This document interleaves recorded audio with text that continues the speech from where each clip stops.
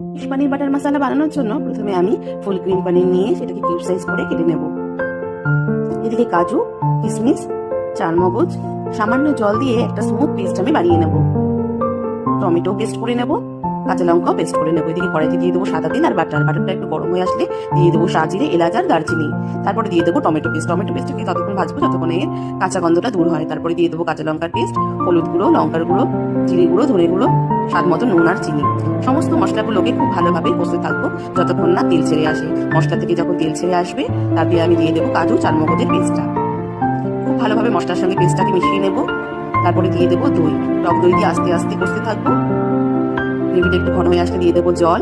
গ্রেভিটা ফুটে আসলে দিয়ে দেবো কেটে রাখা পনির কিউবগুলো। এখানে কিন্তু পনিরটা ভেজে ইউজ করিনি। তারপরে দেবো এলাচ গুঁড়ো, গরম মশলার গুঁড়ো, কাসুরি মেথি আর ফ্রেশ ক্রিম। সবকিছুকে আবারও ভালোভাবে মিশিয়ে নেব। একটা পাত্রে রেখে উপর দিয়ে ফ্রেশ ক্রিম ছড়িয়ে পরিবেশন